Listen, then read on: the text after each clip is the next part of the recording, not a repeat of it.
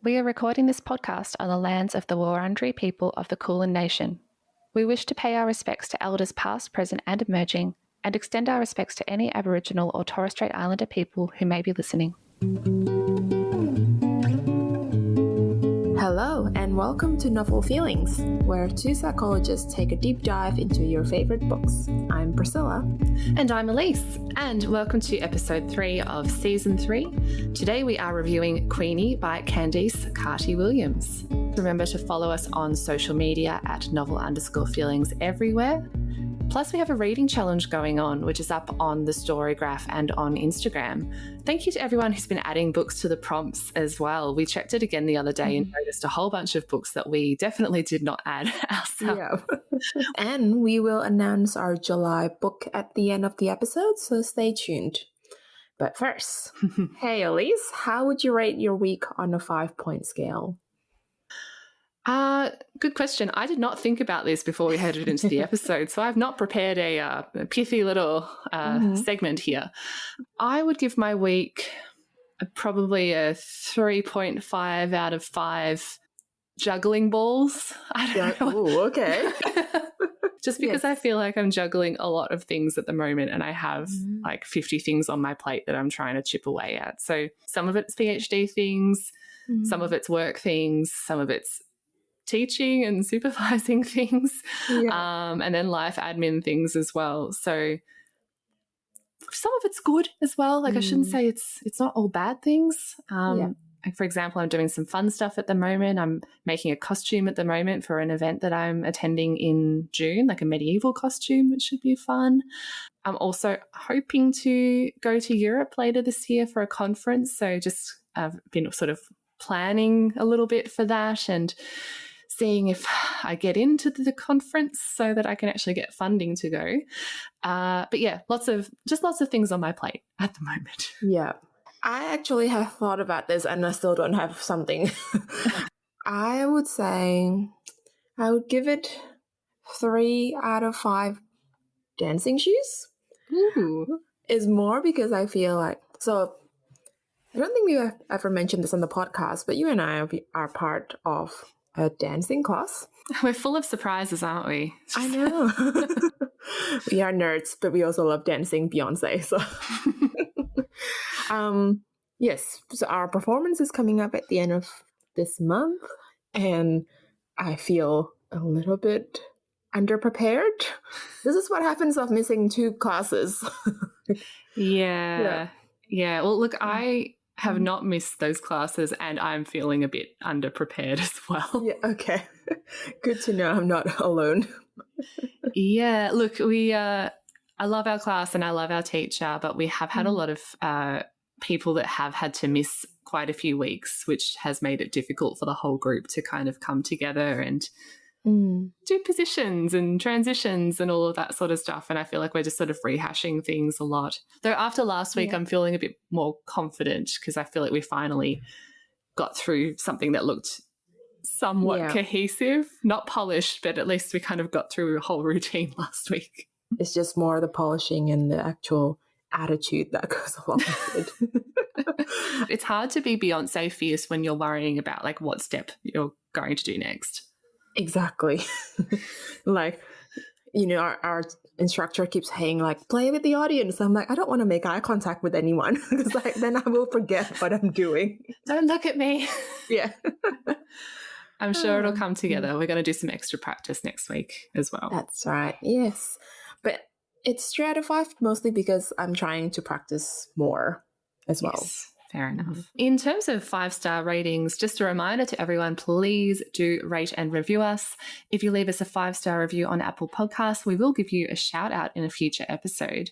And this month we've actually decided to highlight our first ever 5-star review, which was from our friend Matt, who is a loyal fan of the show. Matt said, "A fantastic podcast about mental health representation in fiction. Priscilla and Elise approach the subject with empathy and curiosity, and each episode provide a great resource for people looking to see more mental health rep in the media they consume." Thank you so much, Matt. We always appreciate your support. And before we get started on our review, our usual disclaimers. Each episode has 2 parts. We start with the non-spoilers and then we dive into the spoilers. We'll flag when we're about to go into the spoilery bits. This podcast should never be taken as therapeutic advice. We are speaking today as psychologists and book lovers, not necessarily from lived experiences that are covered in this book.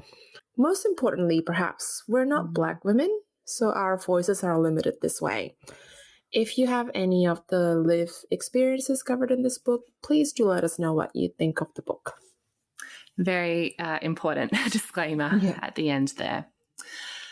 Anyway, a little bit more about the author. So Candice Carty-Williams is a showrunner, culture writer, and author of Book of the Year award-winning and Sunday Times bestselling Queenie, as well as other novellas and books. In 2016, Candice created and launched the Guardian and Fourth Estate Short Story Prize for Underrepresented Writers, the first inclusive initiative of its kind in book publishing. She is the former Guardian Review Books columnist and has written for a number of publications. And a quick note that Queenie is going to be adapted as well for Channel 4 and Disney, which is really exciting. Plus, she has an original drama, Champion, which will be airing on BBC One in the UK and on Netflix globally in 2023, which I didn't know. So I'm going to have to check that out once that goes up. Same. I'm curious whether this will air on Disney. Queenie, that is, considering its very adult themes. It might be on Star Original or whatever their adult / non-children Queenie non-children Disney subsidiary is. Yeah, that would make sense. Here's a little bit about the book. Queenie Jenkins is a 25-year-old Jamaican British woman living in London, straddling two cultures and slotting neatly into neither.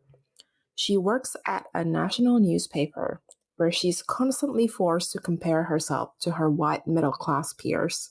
After a messy breakup from her long-term white boyfriend, Queenie seeks comfort in all the wrong places, including several hazardous men who do a good job of occupying brain space and a bad job of affirming self-worth.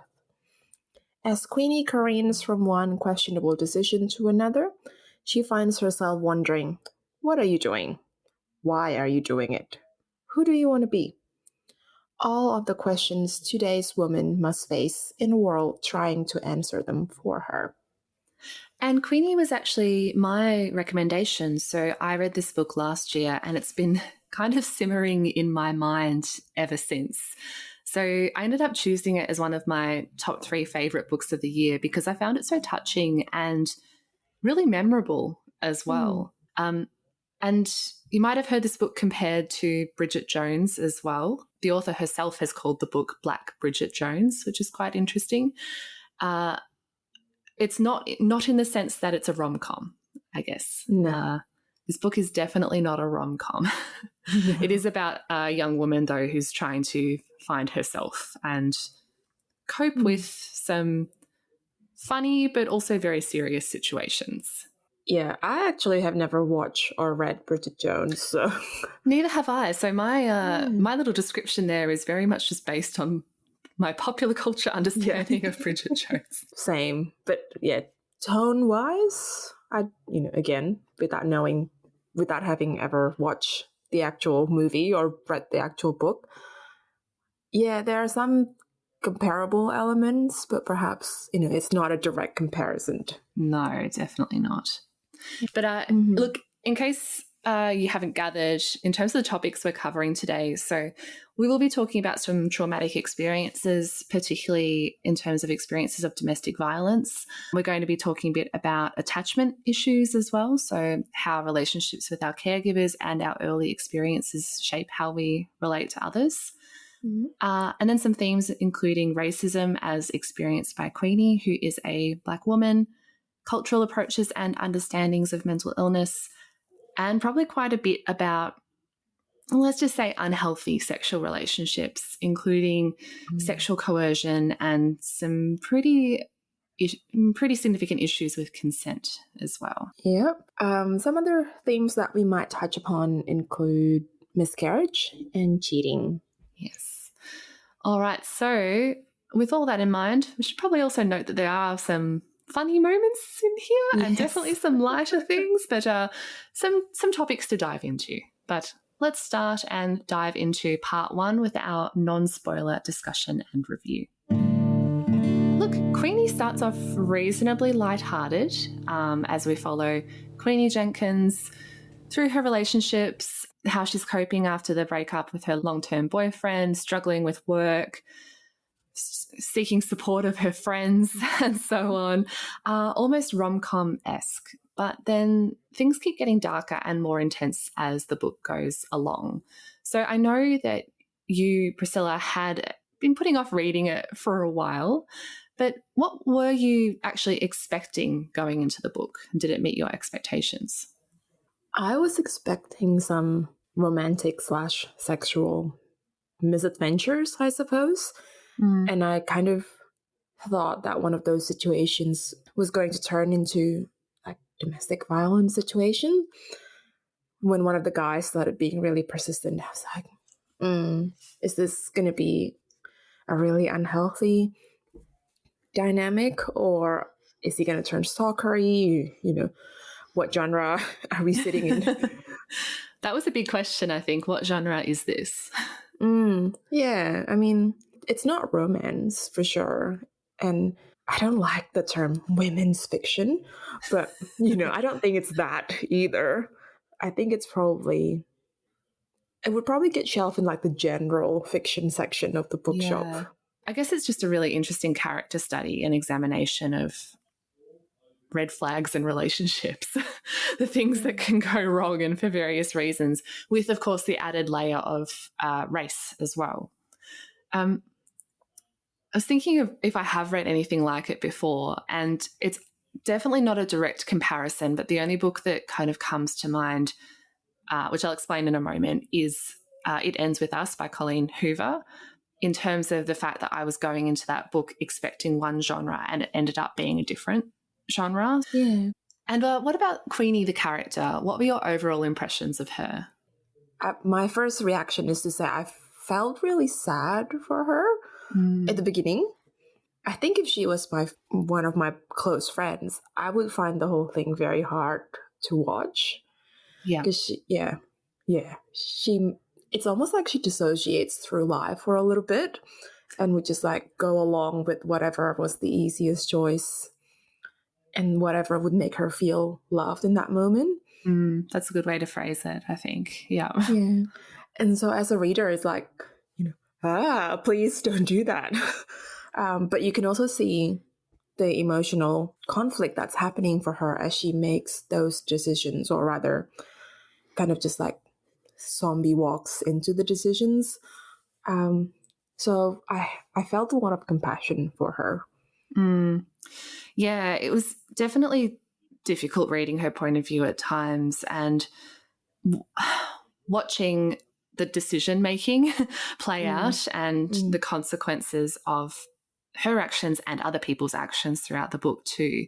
There were definitely times where I wanted to, I guess, shake her, but more so shake the people that she was with at times who were taking advantage of her and her emotional state, or her mental state at that time.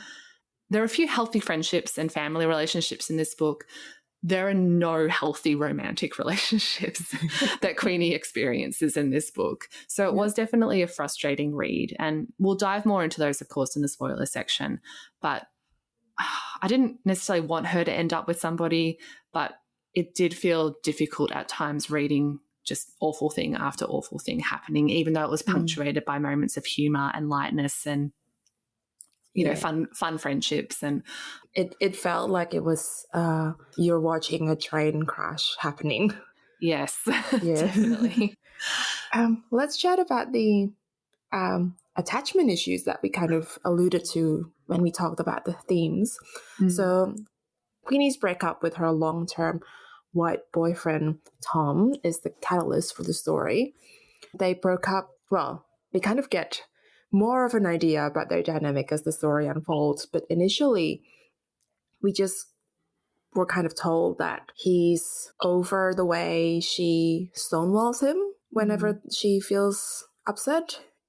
Is that what you initially got as well? Yeah, I guess I got the impression that they were just constantly in conflict with each other, that there wasn't really a lot of peace in that relationship or easiness in that relationship, and that I guess came from both sides in a way. Obviously we see Queenie's point of view, and we see some very real things that Tom was doing that were very unfair to her, which we'll dive into a little bit further down the track, but also how she often was quite unfair to him as well, and would shut down or be accusatory and so on, which, you know, was not great for either of them, I think, because she struggled to communicate how she was feeling and he didn't know how to support her effectively. Yeah, I think initially Queenie was very rose-colored glasses about the whole thing and was very like, I don't understand what happened, and then we slowly get bits and pieces and like, this relationship might have been problematic for a long time. Yeah. And from Queenie's perspective, they're on a break as well. Though the terms of that break are unclear and definitely sound more like a breakup to the reader. So she's moved out. She's saying it's a few months' time, but there's no clear sort of boundaries around what this break means. She definitely has the impression that it's okay to sleep with other people, but hates the thought of him doing that. She keeps trying to contact him and call him. He ignores her or tells her that he wants a clean break. So they clearly have different perspectives about what this breakup means, and it sets off some anxieties for Queenie. Yeah, you do get the sense very early on that they are not communicating in any healthy way. No. And I'm also of the long-term belief, ever since watching the whole we were on a break incident in Friends, that if you go on a break, both parties need to know what the break means and what the terms of that are. Every time Queenie said, "We're on a break," I can just imagine Ross screaming, "We were on a break! We're on a break!"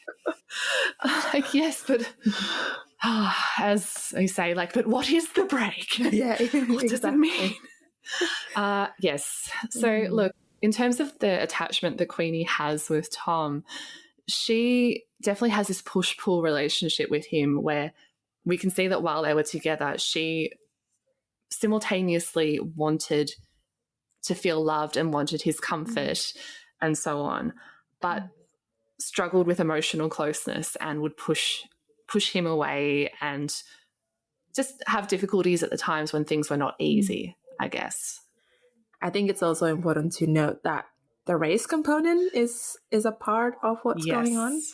Tom does not do a good job at protecting Queenie from, I don't even want to say microaggression, like some of the things that happen. Clear racism here. Yeah.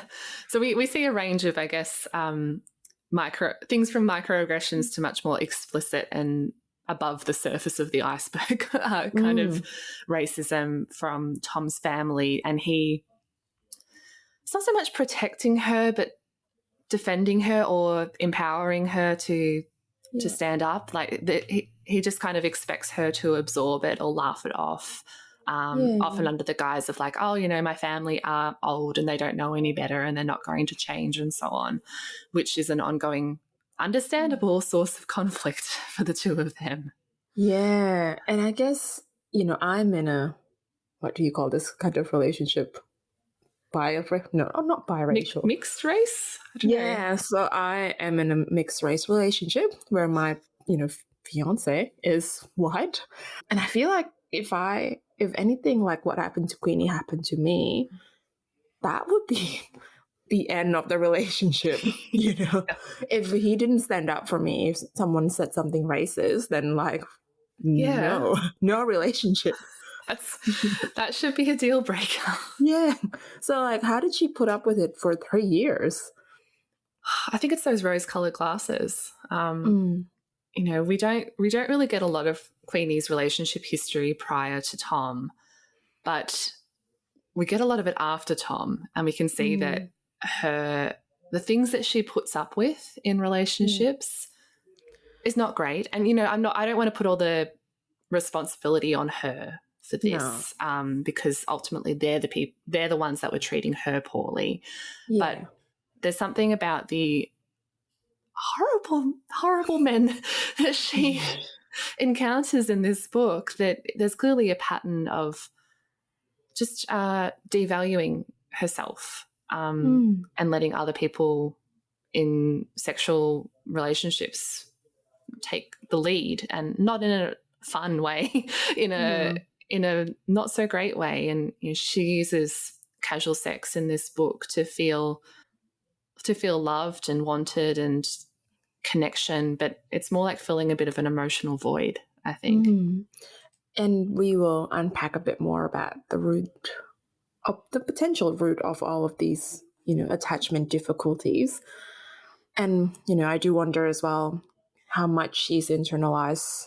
I don't know if internalized is the right word for it, but we get glimpses of how society dehumanizes her and potentially Black women in general. And it's a bit, I wonder how much of her actions partly is an internalization of that. I don't know if I'm making any sense. No, I think I get what you mean. Yeah. So the way that society has historically treated Black women, I think she can sort of externally talk about a lot of these issues and understand her self-worth. And, there's quite a clear, I guess, theme around Black Lives Matter and standing up for the real stories and the real things that matter in this book. We get storylines about her, for example, picturing stories about like racial violence towards Black people in her job at the newspaper, and that being shut down. And, she understands the importance of this, but is not in a world, not in a community that is really allowing her to put that forward and to validate her concerns, I suppose. Yeah. But to pivot back to the horrible men in this story, there are no good men here, like except maybe like her grandfather. Yeah. Like none of the men Queenie encounters is good or even decent in any way. It makes me so glad to be not dating anymore. We've talked before about books, not on the podcast necessarily, but about books that sort of present this is gonna sound blunt, but like present all men as being horrible. Yeah. Did that bother you in this novel, that sort of portrayal? I didn't realize it until the end that was the case. I think the message that I got wasn't that all men are trash. The message was Queenie was, because of the circumstances in her life and the way she wanted to feel valued but not able to go about fulfilling her needs in a healthy way, she engaged with men who are not very good. So I guess it's a snapshot of where she was in her life and the kind of people that she subconsciously is attracted to or attracts. Yeah. I feel similarly because I've read some books before that feel like a very simplistic all men bad kind of situation, and I'm not going to be like a not all men kind of person here by any means, because the reality is too many men. But I have read books before where I just come out of it feeling really dejected and like a lack of nuance, and I didn't get that from this book. I didn't come out of it feeling like that was the point that the author was trying to get across. It was much more there was more psychological depth to it than just misogyny is bad. There were many more layers to unpack. Yeah, agreed. But oh my God. It's too many horrible dates. Yeah, we'll talk about some of the men a bit more in the next section. Absolutely. But let's touch on the trauma. in this Yay, book. trauma. Yeah. Sorry, we've got our videos on and you were like smiling as you said that. So I just I'm like, I'm so excited about all the trauma. Oh, yeah. So in this book, we've got a bit of a running theme of intergenerational trauma in Queenie's family. So her grandmother, for example, became pregnant at 14. We learn about Queenie's mother's experience with domestic violence at the hands of her stepfather and the resulting fractured relationship that Queenie has with her mother, and the sort of mentions in the family about how all of them are carrying their emotional pain or their burden throughout life. Absolutely. And there's a real soldier-on attitude about it as well. That, they don't want to talk about it. Like, why?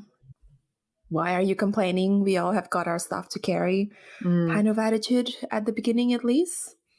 The book explores how Queenie's experiences with her own trauma informs or shapes her, how we talked about before. How did she put up with, this racist family for 3 years, for example, and said nothing while it was all happening?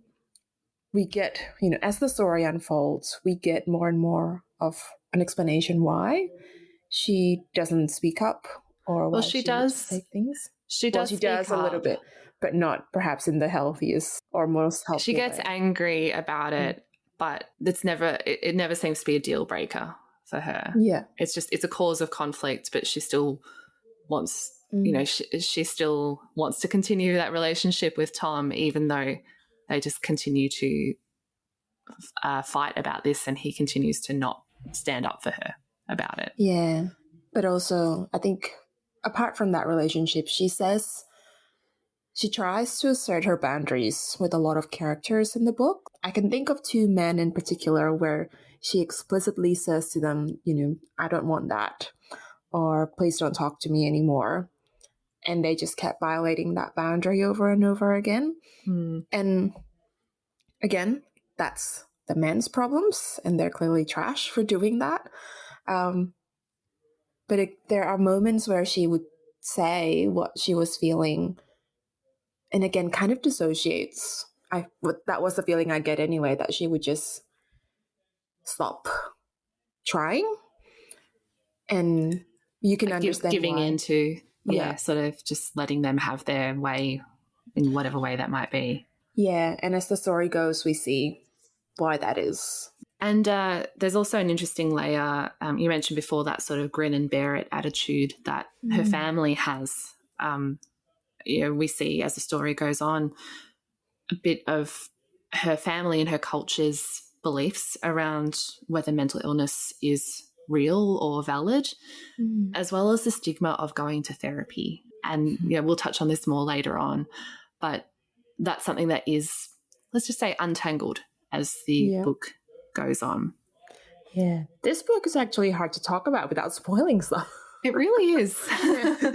We've already sort of touched the next theme that we wanted to talk about, which was racism, because everything's linked. It's very difficult to talk about this one topic after the other because everything's quite connected. So I just wanted to highlight a quote from the author from an interview in The Guardian where she said, Queenie was so much about blackness in response to whiteness.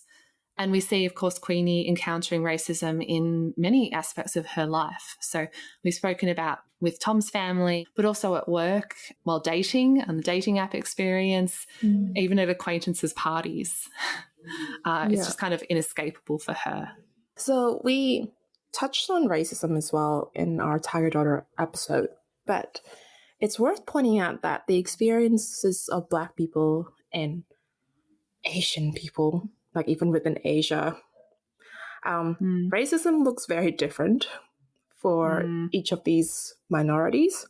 So, say my experience and Queenie's, even in the way, white men might fetishize us, would look quite different as well. Yeah.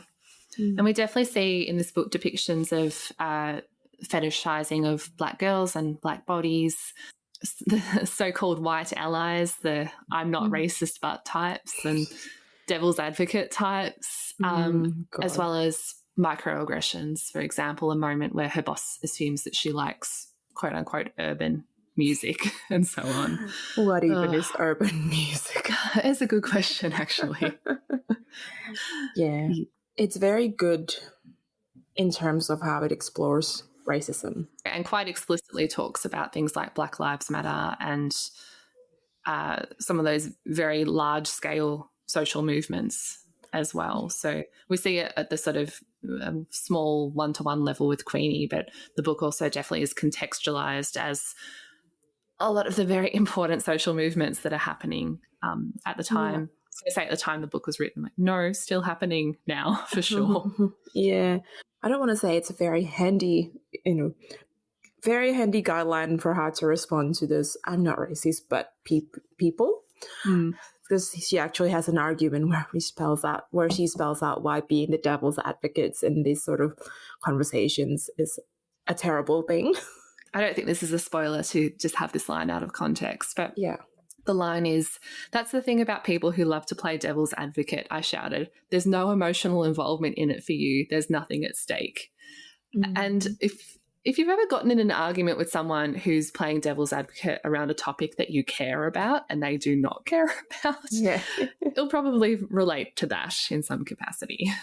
Absolutely. Another notable theme to touch on is the female friendship in this book, which is always something I am intrigued by in novels because I like portrayals of complex female friendships. So Queenie has 3 best friends, at least at the start of the book, and she calls them the corgis because she's the queen. The corgis love her queen. Yeah. So we've got her work friend Darcy. We've got Cheska, who she's known since primary school, I think. Yeah. They go way back. School, something like that. School. And we've got Cassandra, who she met at uni. Yeah, I really liked these 3. I mean, like in terms of their characterization. I've appreciated that they all had very distinct personalities and backstories, and I liked the dynamic between the 3 of them as well. And even though a lot of this book is them providing emotional support to Queenie, they still all feel like their own characters, which I really liked. Yeah, absolutely. And I think their friendships are layered here in that, as you say, it's about them supporting Queenie, but there are moments as well where they clearly disagree with what she's doing. We're getting very close to spoilers. Yeah. Let's just say there's one friend who we have some problems with for we have reasons. thoughts. We have thoughts. Yeah. Should we do our overall reviews and star rating? Because I think we're running out of things we can say without spoilers. Yeah. All right. Well, what is your star review for this book? I gave Queenie 4.5 out of 5 stars. It is very hard to read at times, but I do think it's quite an important book and a really great character study. So a great example of how you can have a flawed character who is still, for the most part, in my opinion, very likable and very easy to feel a lot of empathy for, even if she's not doing the best thing a lot of the time. Ultimately, I think the most interesting relationship in this book, which is largely about relationships, is between Queenie and herself, and one that needs the most healing as well. And it did make me laugh out loud at times. There are lots of moments of lightness that are among the darker themes too. I was giggling in the car listening to the audiobook a couple of times, so I do appreciate that. How about you? What would you rate it out of 5? I gave this a 4.5 out of 5 stars as well. So I think this is a book that's really well written. Some of the things that happen are quite horrifying, and it's really hard to read Queenie being in these situations and making certain decisions. But there's also a lot of lightness, and it ended on a tone of hope, which is really lovely. Yeah. All the characters have a really strong voice, and I could really feel Queenie's emotions as we go through the story, which is probably part of what made it hard to read as well. But I'm really glad I finally picked it up. Well, pretty overarchingly glowing reviews from us. Shall we dive into the spoilers? Let's do it. Hi, I'm Bethany Finger, the host of Prince Kai Fan Pod, a Marissa Meyer book club podcast.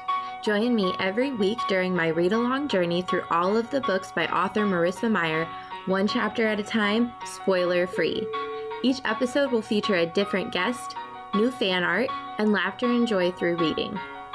You can find Prince Kai Fan Pod on Apple Podcasts, Spotify, Google Podcasts, and all other listening platforms. And now, back to the show. So we wanted to start this discussion by talking a little bit about Queenie's mental health crisis. So although Queenie definitely experiences ongoing anxiety and issues with self-esteem and so on as the book progresses, including grief associated with her miscarriage, which happens at the start of the novel, things really take a turn in the final act where she has a quote-unquote nervous breakdown, which is prompted by a massive blow-up with Cassandra and going on probation at work. So pretty significant stressful events happening there. And that results in really intense anxiety, panic attacks for the first time for her, low motivation and energy, like in terms of like there being no energy. Yeah. So pretty intense, I guess, depressive symptoms and anxiety and panic symptoms that she has. She's not given a diagnosis or anything as this book continues, aside from her cousin Diana not diagnosing, but recognizing that Queenie's having a panic attack. What did you think about her quote-unquote nervous breakdown in this story?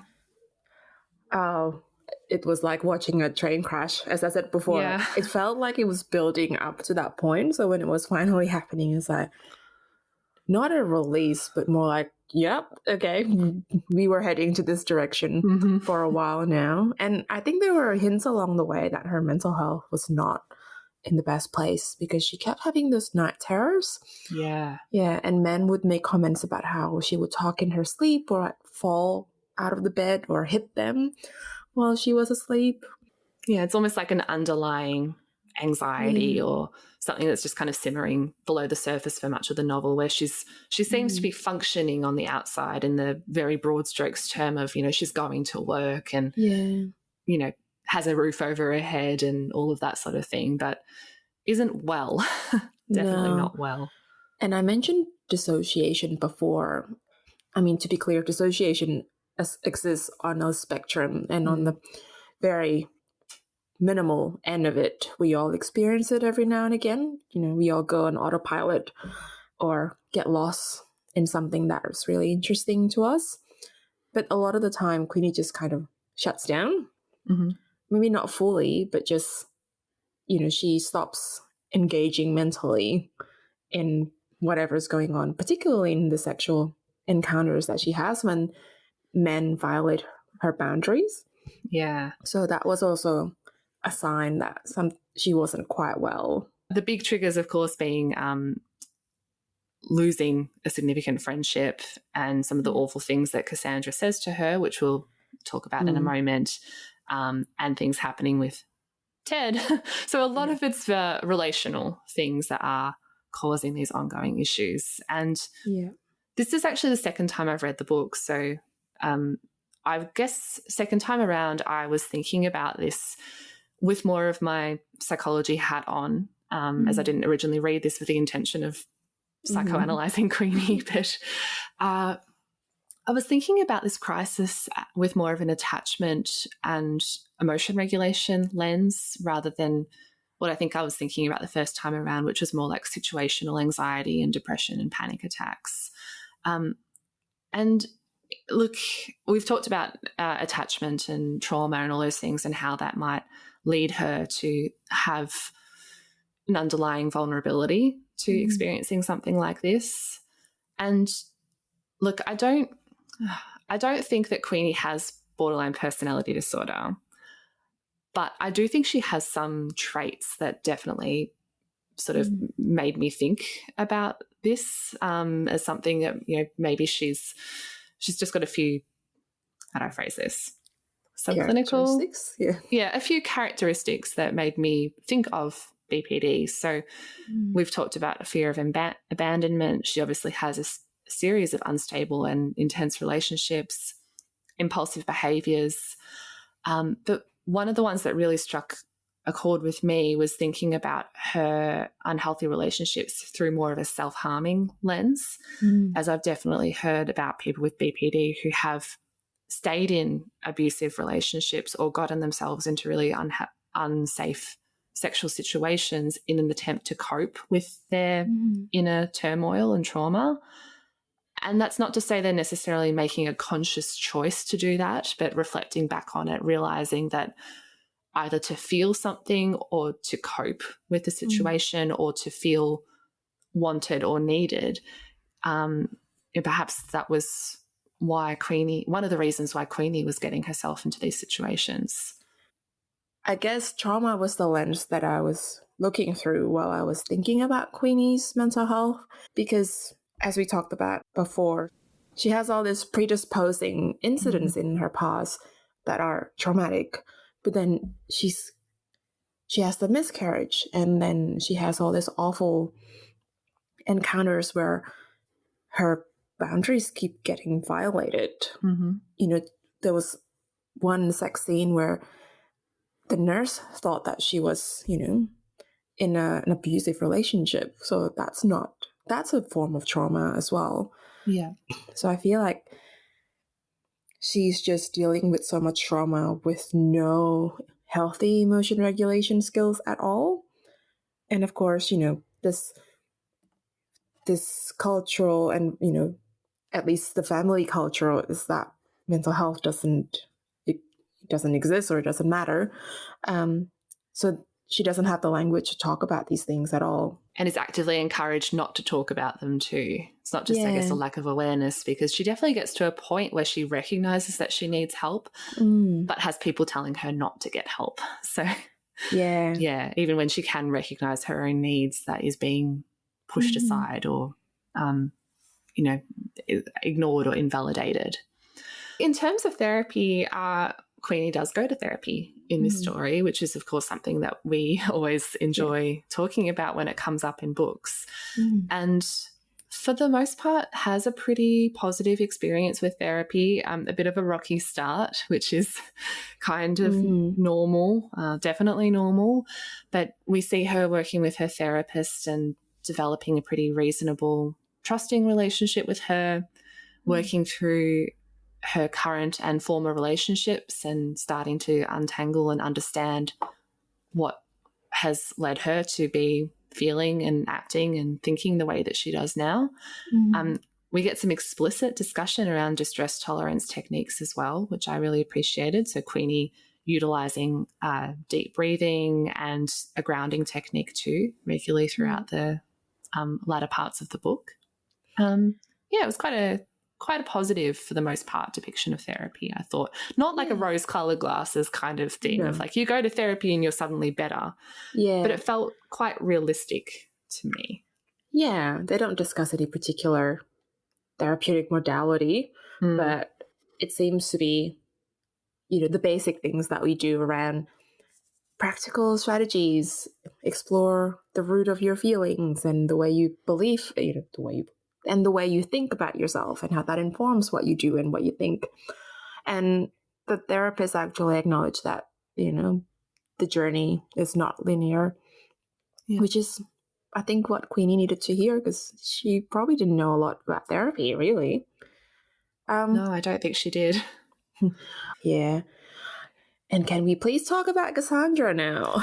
Yes, we mentioned her before, the blow-up with Cassandra being one of the catalysts for Queenie's mental health crisis. But if you haven't read the book for a while, just a reminder that what happens there is, oh, God, it's so awful. Queenie finds out that she's been sleeping with Cass's boyfriend, who is a terrible person, by the way. Trash human being.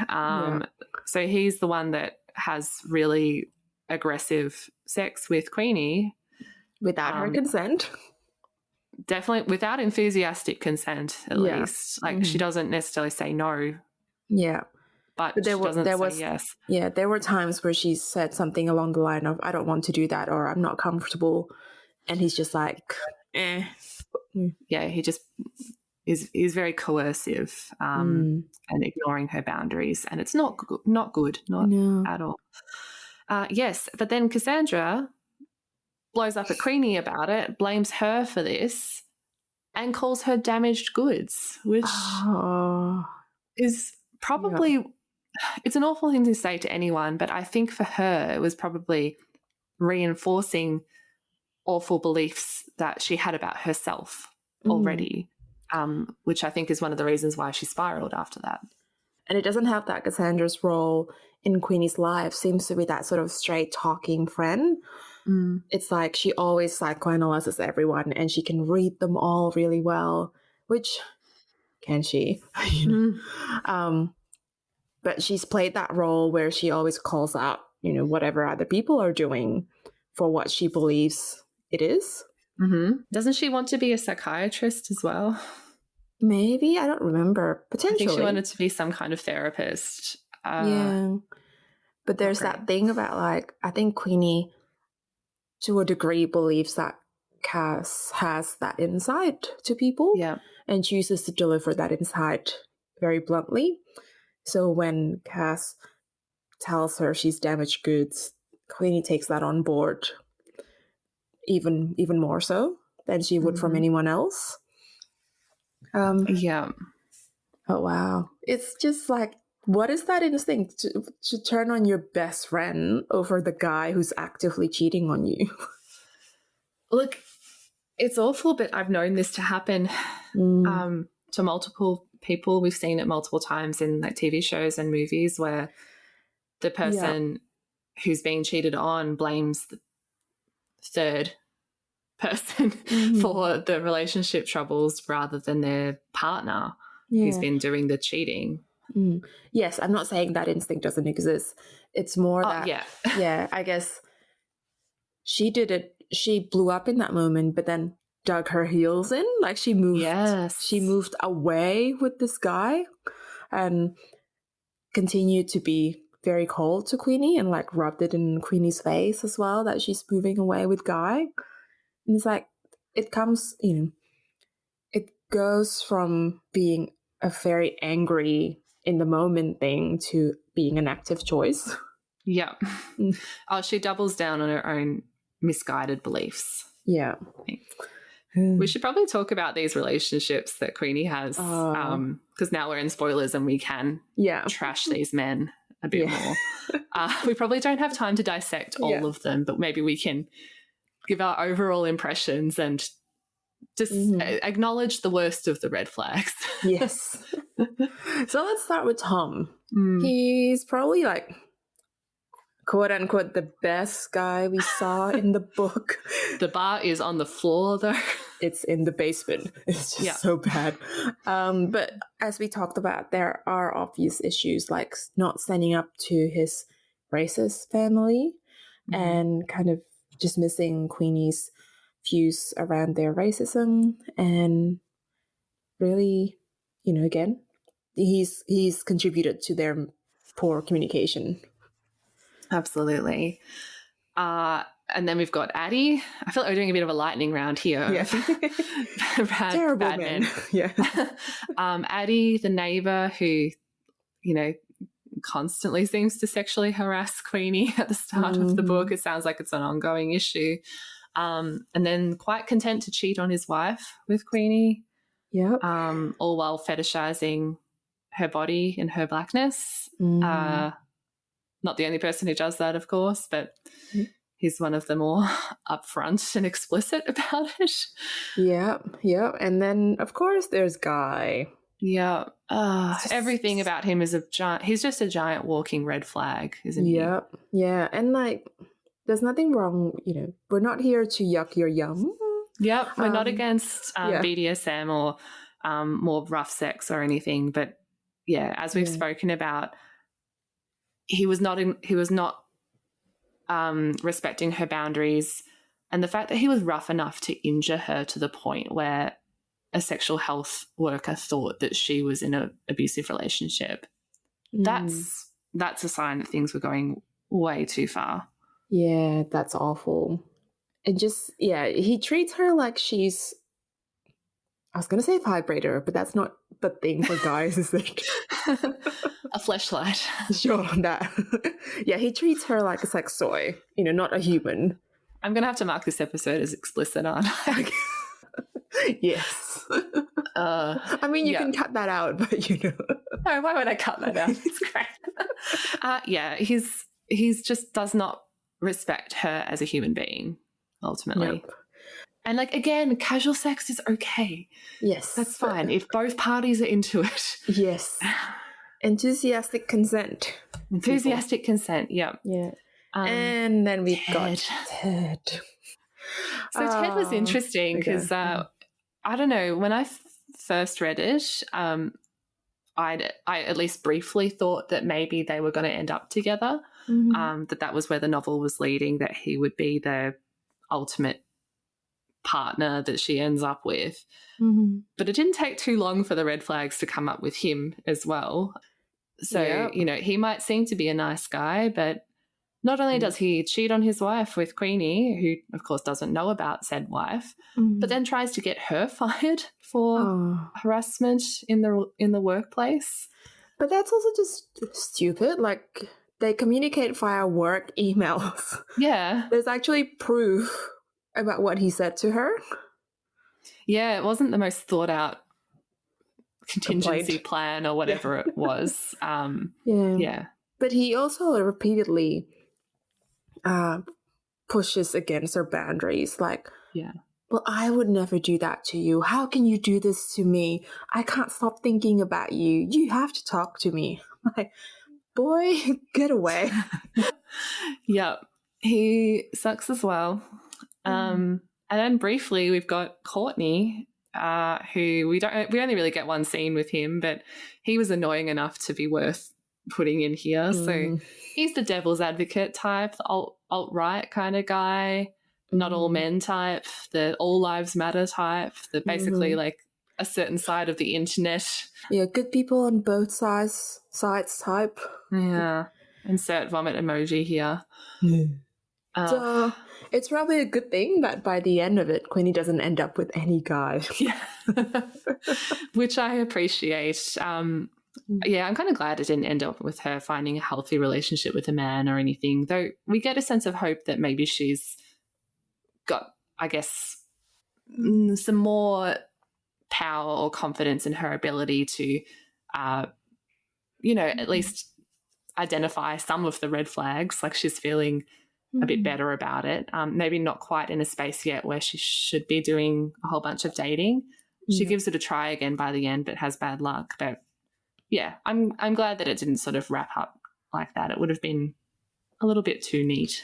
Yeah, and after all the bad men, I don't think we would buy it if she suddenly stumbles across one that is decent. Yes. Yeah. And of course, by the end of the book as well, we do have Queenie coping much better, back at work. Mental health is more stable. She's got some coping strategies in place. And I really do love the final scenes with her and her family and closest friends. Yeah. And she talks to herself about, she's doing some, what do we call it? Helpful self-talk. Yes. And there might be some healing in the future between Queenie and Cassandra, but yeah, I'm okay with that being a long road.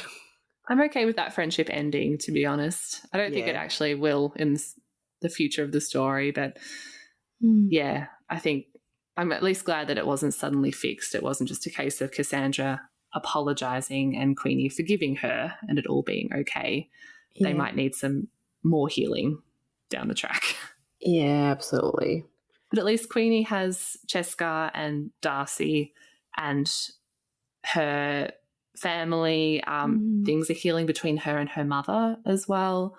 Yeah. We haven't talked much about her mother aside from mentioning the history with domestic violence, but interesting how she perceived her mother to have really failed to protect her as a child and a teenager, and sort of reframing that now as her mother was doing the best that she could.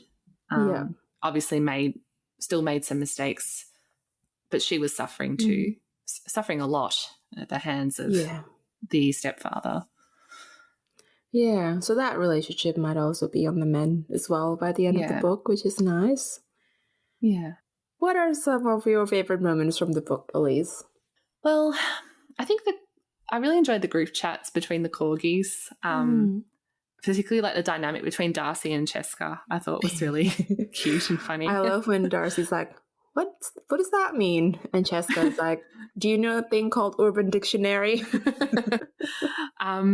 I did also enjoy, as frustrating as it was, the scene with Courtney while she, I guess, argues back with him and manages to walk away with her dignity intact from that. Yeah. The character growth that she showed there I thought was a nice thing, even though she was still spending time with some trash men. At least she was recognising they were trash and not just putting up with it, which I thought was nice. Yeah. But probably my favourite moment was the moment towards the end where her grandfather tells her that she's a fighter. Listening to that on the audiobook made me tear up a little bit. It was very sweet. How about you? What were some of your favourite moments? I love Cheska's scenes with Queenie. Like, she's a delightful character to have around, and I think she provides that lightness as well in the book. All her dates are entertaining. Like, I think Cheska gets the mildly rubbish men, but not quite as trash as the men that Queenie gets. So her dates are entertaining, but not horrible. The one where she goes to the Thai restaurant. I know. Yeah. I love the scene of Queenie explaining Black Lives Matter to her colleagues. It's very frustrating, especially with all the, what about all lives matter? But it's a very well written scene, in my opinion. Definitely. I love that ending where Queenie reminded herself that she is loved.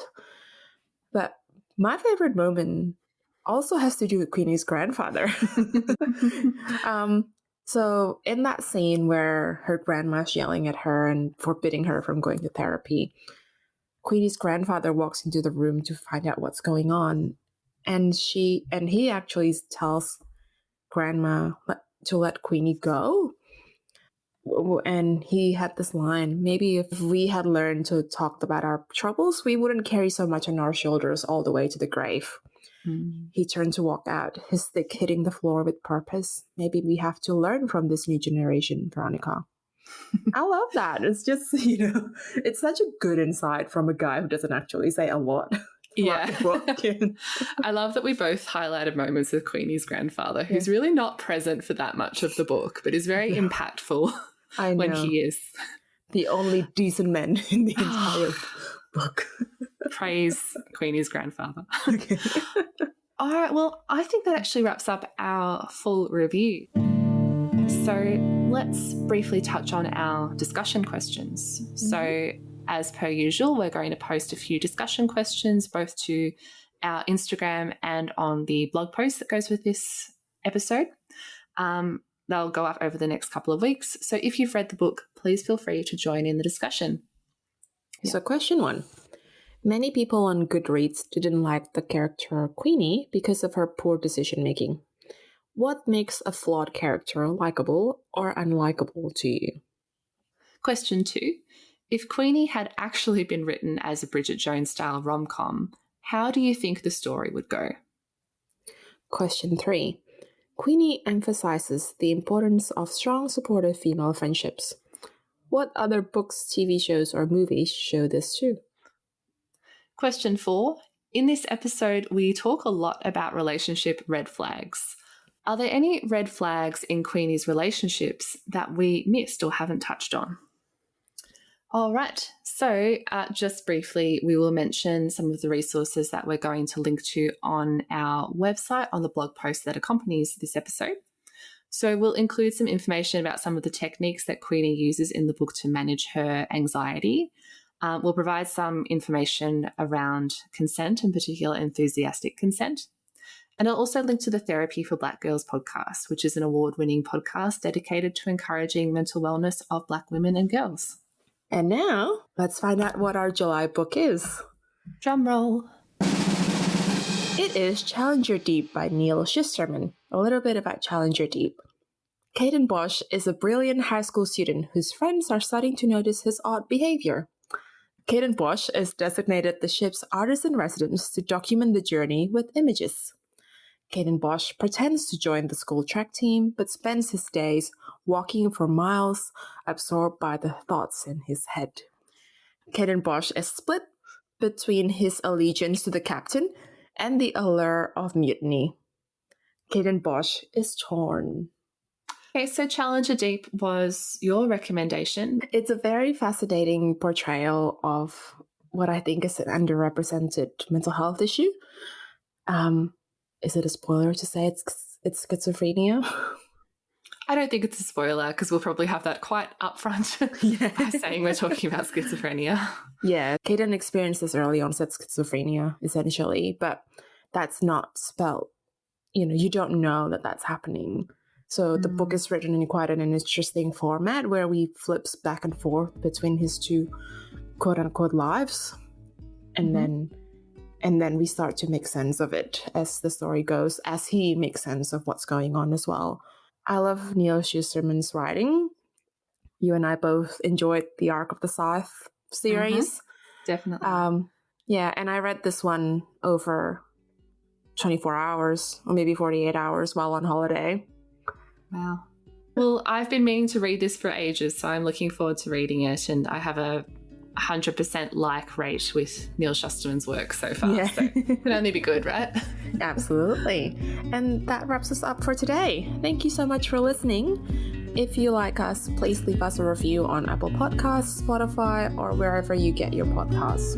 You can find us on novelfeelings.com or on Instagram, Twitter, The Storygraph, and Goodreads at novel_feelings. You can also find my Bookstagram at pavedwithbooks with an extra S. It is currently alive. Yay. All right. Thank you, everybody, for listening. Hope you can catch us for Challenger Deep in July. Take care. Bye.